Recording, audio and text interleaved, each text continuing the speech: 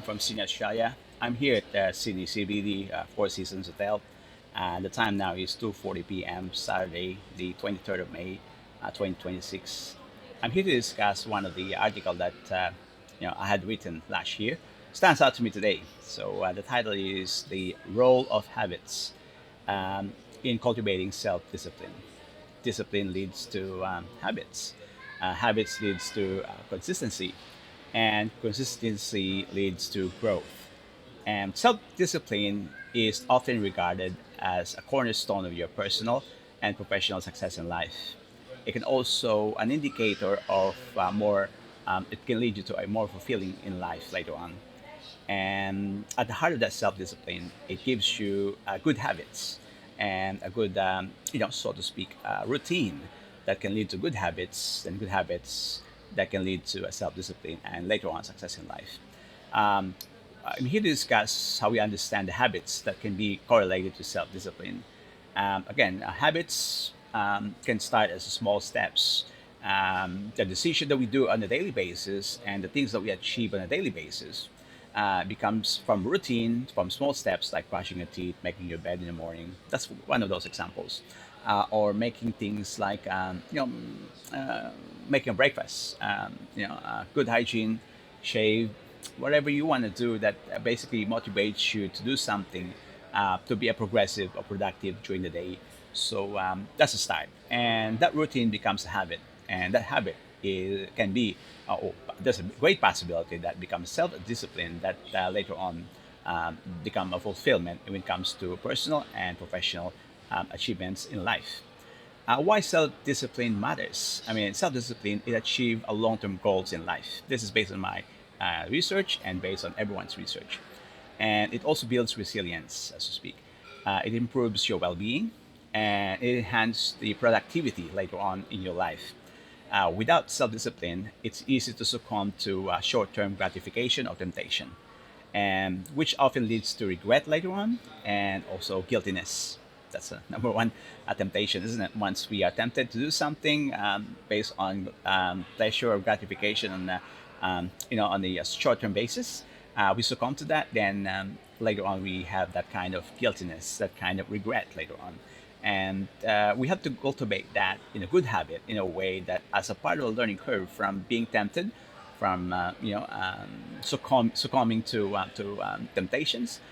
That's a learning curve. Then let's try to overcome that. And by overcoming that, I think it starts with a routine, small good habits that can later on lead to a self-discipline that become natural part, in nature.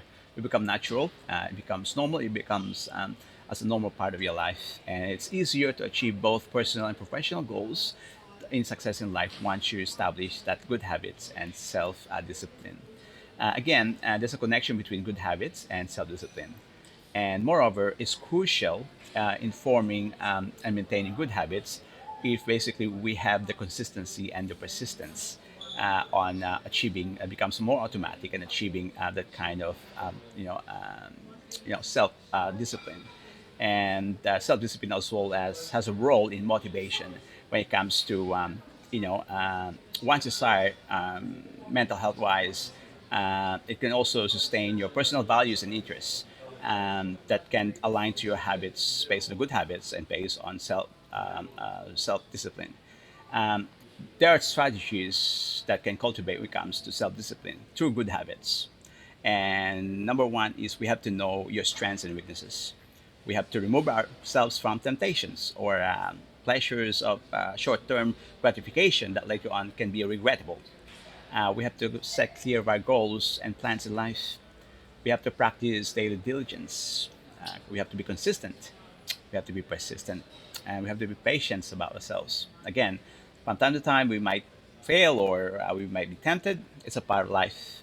Again, what we learn from that temptation, from succumbing to that temptation of gratification, is a learning curve for us to become, a good habits that can be turned into good habits, from bad habits to good habits that later on becomes self-discipline.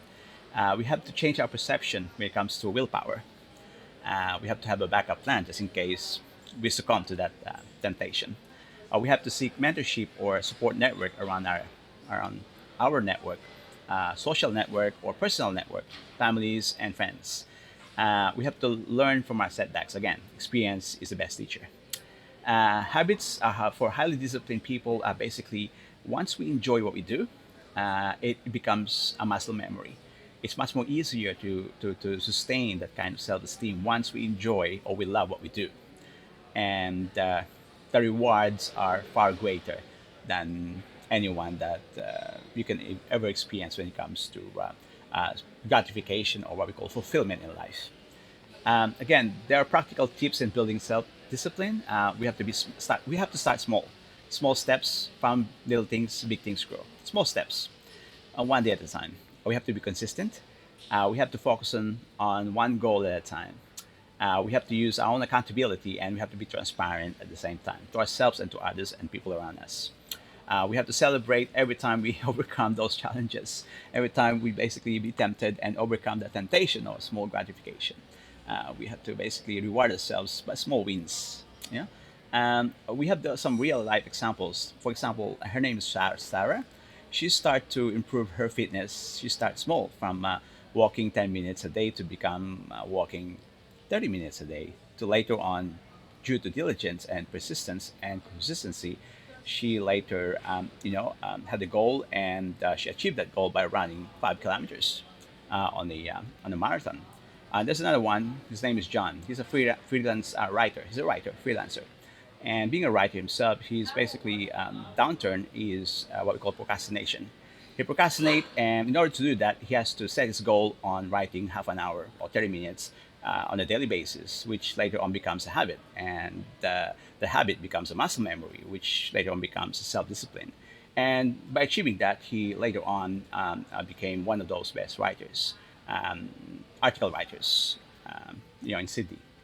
Again, by overcoming those challenges, we have to address our distractions. We have to boost our motivations, and we have to learn from our failure or setbacks. To conclude, that self-discipline is not an innate trait, but a skill that can be developed through cultivation of good habits. Okay, so by understanding good routine, good habits, in between habits and self-discipline, we basically can implement those strategies by starting small and then setting clear goals later on that removes us from distractions and also setbacks, or should I say temptations.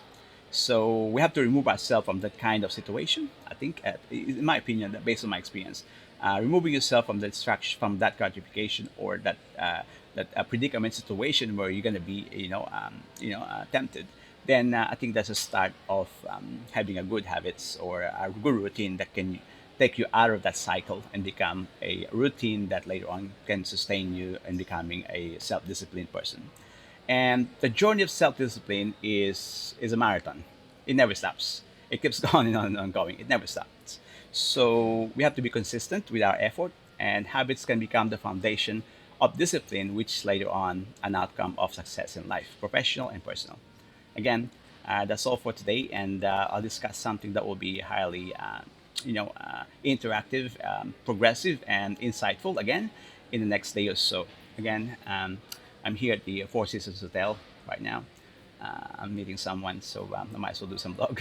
So have a good day to all. It's Saturday today, 23rd of May, 2026. It's 2:49 p.m. Have a good day to all. Bye for now.